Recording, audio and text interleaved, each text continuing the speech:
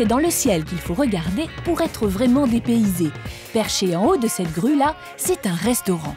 Et c'est justement là, dans les airs, que Philippe, un papa français qui vit à Copenhague, emmène dîner sa fille Anaïs. Je veux lui réserver une surprise ce soir. Elle n'est pas du tout au courant. C'est pas un restaurant, c'est pas un repas normal, c'est quelque chose d'extraordinaire. Et en descendant du train, Anaïs est loin de se douter de la surprise qui l'attend. Tourne à gauche. Il est où le restaurant là? Regarde là, la grue. C'est où? Elle est où? Regarde. C'est ça? Oui. Et toi, quel vertige, tu vas vouloir manger dans ça? C'est assez haut pour un restaurant, hein, c'est rare. J'ai du mal à y croire qu'on puisse manger là-haut en fait. Mais si, c'est bien un restaurant. À 50 mètres du sol, soit l'équivalent d'un immeuble de 20 étages. Accueillis comme des VIP, ils feront partie du prochain vol. Mais avant de toucher les étoiles, les convives sont fermement attachés à leur siège. Ça a l'air d'être sécurisé. Je dois avouer que j'ai un petit peu le vertige, mais pour ma fille, je ferais n'importe quoi.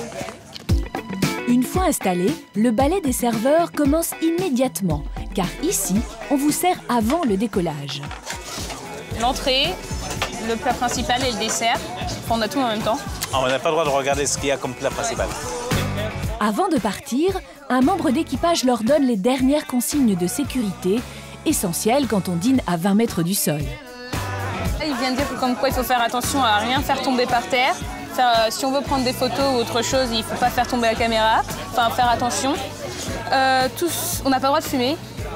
Pourtant, on est en plein air. Et aussi, dès qu'on a fini de manger, on doit pousser nos plats à l'intérieur pour ne pas faire tomber ni rien. Yeah. C'est parti pour l'ascension.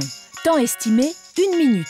Un ouvrier spécialisé manipule avec précision la grue pour que la plateforme soit stable et que la montée se sente le moins possible.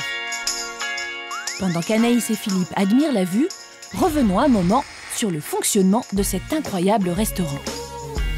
Bienvenue au dîner dans les airs. Le plus important dans un restaurant, c'est évidemment la cuisine. Pour la préparer, il y a une astuce. Les plats sont concoctés à l'avance dans une cuisine indépendante qui se trouve, elle, sur la terre ferme.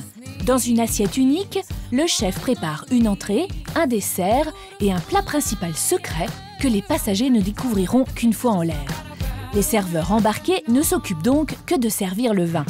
Et chose essentielle quand on fait dîner des gens à 50 mètres du sol, il faut assurer leur sécurité. Bah oui, faudrait pas qu'ils tombent. Voyons un peu comment ça se passe. Ouh là là, mais il y a des ceintures partout. Alors comment s'y prend-on pour assurer à la fois une sécurité maximum tout en permettant aux gens de bouger? Vous avez ces 2 sangles sur vos épaules. Celle-ci autour de la taille, et le tout est attaché derrière le siège, hors de votre portée pour une sécurité maximale. Et si les passagers ne peuvent pas se lever de leur siège, le personnel, lui, doit pouvoir être mobile. Tout le monde au centre de la table porte un harnais, bien fixé à la structure par une sangle et ce mousqueton. Les serveurs, harnachés comme des alpinistes, se déplacent librement pour mieux vous servir tout en étant assurés de ne pas tomber. Et élégance oblige, rien n'empêche de mettre une veste par-dessus. Dernier petit détail, le vertige. Il est possible que certains convives supportent mal l'altitude. Là encore, tout est prévu. C'est important qu'on repère qui a le vertige. Un jour, on a reçu 2 dames qui sont devenues livides une fois arrivées en haut. Donc un serveur est allé les rassurer et elles se sont senties mieux.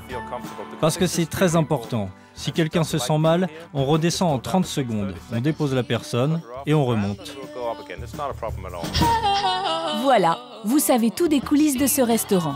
Retrouvons maintenant Anaïs et son papa pour savoir ce que ça fait de dîner tout en haut. J'ai mal de l'air.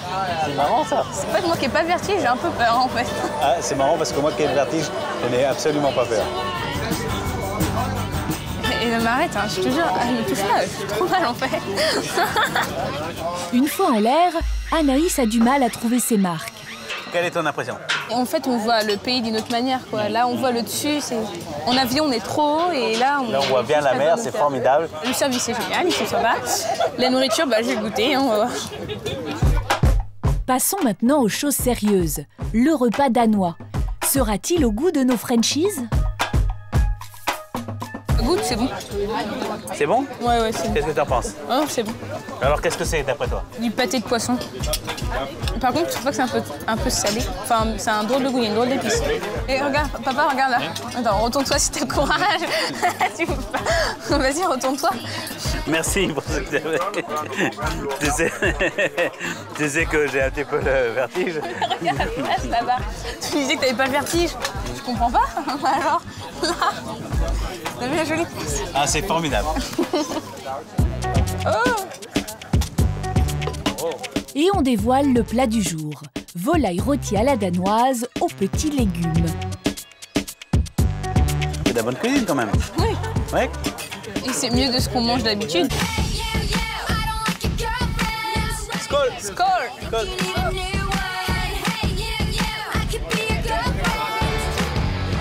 Il est déjà l'heure de redescendre sans qu'Anaïs et Philippe n'aient eu le temps de manger leur dessert.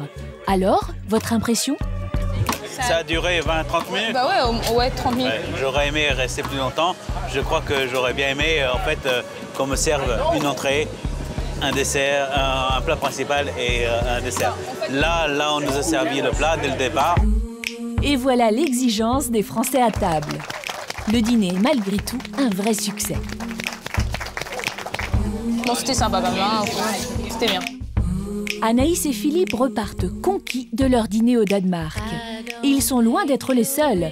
Le jeune Belge qui a inventé le concept peut se frotter les mains. On a pu dîner dans le ciel de Belgique, bien sûr, mais aussi au Canada, en Hongrie, en Turquie et en France face à la cathédrale d'Amiens. Alors si vous avez faim, levez la tête, il y aura peut-être dans les airs une table prête à vous accueillir.